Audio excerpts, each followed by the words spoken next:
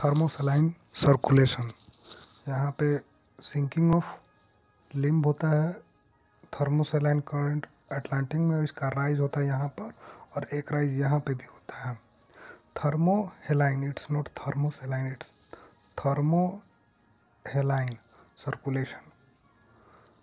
Salinity जो है इसमें थर्मो और हेलाइन मीन्स थर्मल और सैलिनिटी दोनों का कांस्टेंट रहता है, मतलब कि दोनों का कॉम्बिनेशन है। इसका कंक्लूजन में रीजनल इफेक्ट देखना पड़ेगा। इसमें क्या होता है, डीप सी मिक्सिंग होता है, डीप सी, और ये अंदर ही अंदर होता है। समुद्र के अंदर में थर्मोहेलाइन जो लिम्ब होता है वो राइज होता है, अटलांटिक में डूबता है और इंडियन ओशन में उगता है। Deep sea nutrients is mixing with the surface nutrients, और मरीन इकोसिस्टम डेवलप होता है इसमें।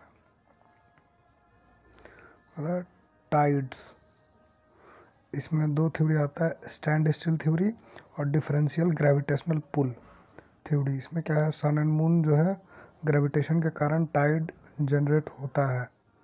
एक हो गया Bay of Fundy, Bay of Fundy में हाई टाइड होता है, बे ऑफ फनी में हाई टाइड होता है। फिर आता है spring tide and neap tide, neap tide और स्प्रिंग टाइड। स्प्रिंग टाइड और नीप टाइड, नीप टाइड में छोटा होता है, स्प्रिंग टाइड में बड़ा टाइड होता है। सन और मून के अगर स्प्रिंग टाइड जो होता है तीनों इनलाइन होता है, और इनलाइन जब होता है तब स्प्रिंग टाइड आता है, और तीनों सन मून और अर्थ जब 90 डिग्री रहता है तो नीप टाइड आता है। फिर आ जाता है अपोजी एंड पेरिजी। अपोजी और पेरिजी है वो मून का कंडीशन है कि मून कहाँ पे है। ए मतलब अवे, और एपीहेलियन और पेरीहेलियन, एपीहेलियन और पेरीहेलियन जो है अर्थ का कंडीशन है, जो कि सन से कितना दूर पड़ा है। एपीहेलियन मतलब सन से कितना दूर है, सबसे ज़्यादा दूर एपीहेलियन पोजीशन ऑफ द अर्थ। फिर आ जाता है नेक्स्ट टॉपिक है ओशियनिक सैलिनिटी। ओशियनिक सैलिनिटी में आ गया mouth of the river water जो है वहाँ पे फ्रेश वाटर मीट करता है ओशियन से। फॉर्मेशन ऑफ वल्केनो और क्रेटर लेक्स। रिवर्स का जो सैलिनिटी है वो इंक्रीज करेगा, वोल्केनिक एरप्शन होगा जब तब। Walls of crater lakes collapse हो जाता है, walls of crater lakes collapse हो जाता है तो सैलिनिटी बढ़ेगा। सैलिनिटी जो है पीपीटी में यूनिट होता है इसका, amount of salt dissolved in water, PPT में, यानी पार्ट्स पर थाउजेंड। पार्ट्स पर थाउजेंड मतलब 1000 में कितना पार्ट सैलिनिटी है इसका। इसमें पढ़ना क्या है, factors controlling salinity, factors controlling salinity, distribution of salinity और रोल ऑफ सैलिनिटी और इम्पैक्ट। सैलिनिटी जब साल्ट कौन कौन सा प्रेजेंट होता है, NaCl, MgCl2, MgSO4, Na2SO4, K2SO4, इसको क्लोरीन इक्विवेलेंट्स में कन्वर्ट करते हैं और तब सैलिनिटी कैलकुलेट करते हैं। जितने भी साल्ट्स होते हैं उसको क्लोरीन इक्विवेलेंट्स में कन्वर्ट करते हैं और तब जाके इसका सैलिनिटी कैलकुलेट करते हैं। फिर आ जाता है factors influencing salinity, factors influencing salinity.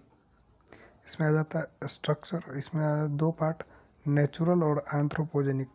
तो नेचुरल में आ गया reverse, volcano eruptions, oceanic currents, temperature, near by continental land. और रिवर्स में आ गया जैसे येलो सी हो गया तो येलो सी, तो वहाँ पे येलो हो जाता है। इसमें earth solidified, earth not solidified, evaporation, atmospheric pressure, wind direction और movement of the sea water. फिर से एक बार देखते हैं नेचुरल फैक्टर्स इन्फ्लुएंसिंग सैलिनिटी। कौन कौन से फैक्टर जो है जो सैलिनिटी को इन्फ्लुएंस करते हैं, इसमें आ जाता है river, volcanic eruption, ocean currents और nearby continental land composition. फिर आ जाता है Yellow Sea, earth solidified, earth not solidified. फिर आ जाता है evaporation and precipitation, atmospheric pressure, wind direction, movement of sea water. Anthropogenic conditions, anthropogenic conditions में आ गया industrial waste, salt harvesting, deep sea mining और वेस्ट, जिसमें आ जाता है न्यूक्लियर वेस्ट और oil spillage, run off streams from the surface to the oceans. अब आ जाता है role of salinity. Role of salinity में आ गया पहला कंप्रेसिबिलिटी घटेगा, जब सैलिनिटी बढ़ेगा तो कंप्रेसिबिलिटी घटेगा। ये सैलिनिटी बढ़ेगा, सैलिनिटी बढ़ेगा तब कंप्रेसिबिलिटी घटेगा, यानी सैलिनिटी अगर बढ़ा दें तो वो कंप्रेस कम हो जाएगा। फिर थर्मल एक्सपेंशन होगा जिसके कारण बॉइलिंग पॉइंट बढ़ेगा, और सैलिनिटी बढ़ेगा तो थर्मल एक्सपेंशन होगा, बॉइलिंग पॉइंट बढ़ेगा और टेम्परेचर भी बढ़ेगा। डेंसिटी ऑफ ओशियनिक वाटर, फिर डेंसिटी ऑफ ओशियनिक वाटर है वो भी बढ़ जाएगा। फिर एब्जॉर्प्शन ऑफ इंसोलेशन, इंसोलेशन मतलब सूरज की रोशनी के किरणों का एब्जॉर्प्शन होगा। फिर आ जाता है evaporation of humidity conditions, evaporation and humidity conditions. फिर आ जाता है सैलिनिटी डिस्ट्रीब्यूशन। देखते हैं सैलिनिटी डिस्ट्रीब्यूशन में देखते हैं कि ट्रॉपिक्स पे मैक्सिमम सैलिनिटी रहता है, और इक्वेटर की तरफ जाएंगे तो घटेगा दोनों तरफ से। ट्रॉपिक ऑफ कैंसर और ट्रॉपिक ऑफ कैप्रिकॉर्न, इस दोनों पे सैलिनिटी मैक्सिमम होगा जो कि 37 है, और इधर पोल्स की तरफ जाएंगे तो घटेगा, नॉर्थ पोल या साउथ पोल, और इक्वेटर की तरफ जाएंगे तो घटेगा। ये हो गया सैलिनिटी डिस्ट्रीब्यूशन। इसमें आ गया गल्फ ऑफ बोथनिया, यहाँ पे है, इसका 20 है, गल्फ ऑफ बोथनिया का 20 है, 37 से 32 ऊपर जा रहा है। फिर आ जाता है सैलिनिटी हाई, सैलिनिटी जो है high near tropics, as we move towards equator और pole salinity decreases, highest insulation received in equatorial region, equatorial region में इंसुलेशन जो है ज़्यादा रिसीव होता है। हाई लेवल ऑफ प्रेसिपिटेशन भी ज़्यादा होता है, और salinity will be less, salinity less हो जाएगा। फिर ट्रॉपिक्स पे सैलिनिटी जो है वो 37 है।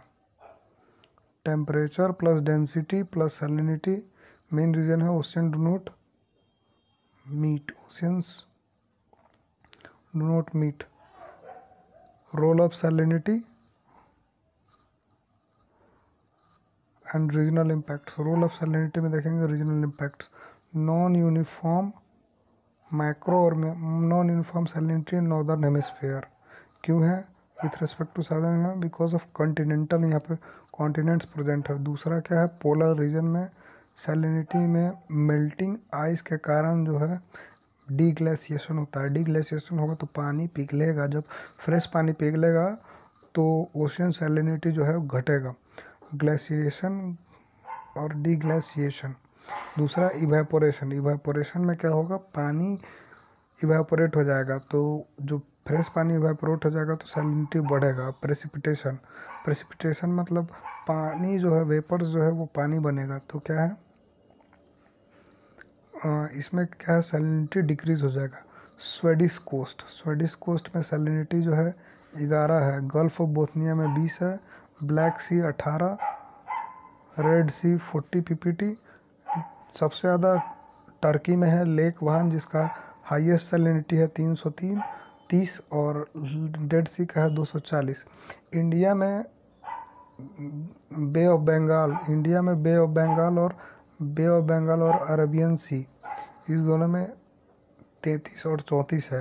अरेबियन सी की तरफ ज़्यादा है क्योंकि यहाँ पे नदियाँ नहीं जाती है। नदियाँ किस तरफ जाती हैं, नदियाँ हमारी जाती हैं बे ऑफ बंगाल में, इसलिए इधर सैलिनिटी थोड़ा कम है।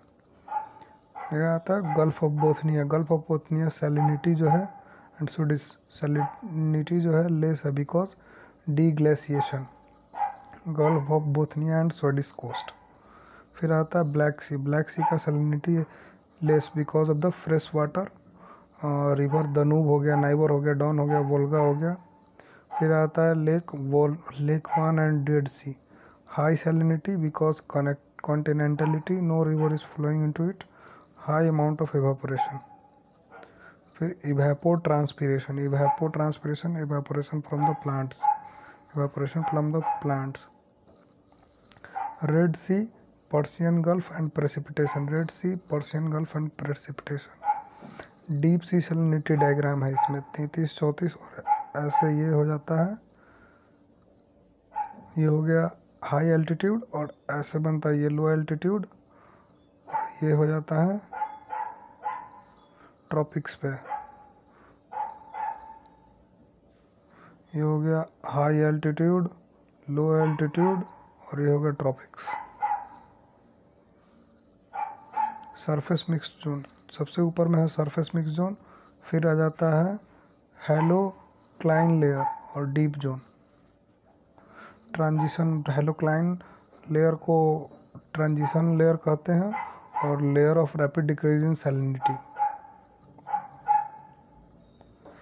Role of salinity, role of salinity में हो गया ओशियन लाइफ इम्पैक्ट होगा, creatures found according to the salinity, submarine floating, ये तो मेरा लिखा हुआ है पूरा, fresh water creature will be found at the mouth of the river, और इंसुलेशन के भी इफेक्ट पड़ेगा यानी ट्रांसपेरेंसी ऑफ वाटर। फिर आ जाता है deep zone, same type of creatures everywhere on the earth but the surface creature that need light will be found in different regions. फिर आ जाएगा tourism, creation of ocean current, और आ जाता है main reason sinking limb of thermohaline circulation, और economic में आ जाएगा साल्ट इंडस्ट्री टू अदर में। फिर वेरियस आ जाता है temperature, salinity and density, correlation, combination, utilized for different purposes. Temperature salinity diagrams like piezoelectric held gases, piezoelectric भी यहाँ पे जनरेशन इलेक्ट्रिसिटी जनरेट किया जा सकता है because of the salinity difference. Salinity plus ocean current equals to navigation.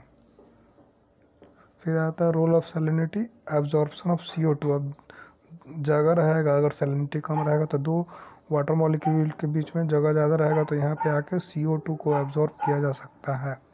तीसरा आता है कंक्लूजन ऑफ सैलिनिटी। कंक्लूजन क्या लिखेंगे, ब्रॉडर आइडिया विजन के हिसाब से लिखेंगे कि resource planning with respect to salinity studies, marine ecosystem protection with study of salinity, inclusion of salinity in planning और sustainable development of the more marine ecosystem. क्या conclusion है, रिसोर्स प्लानिंग करेंगे कैसा, सैलिनिटी स्टडी करके।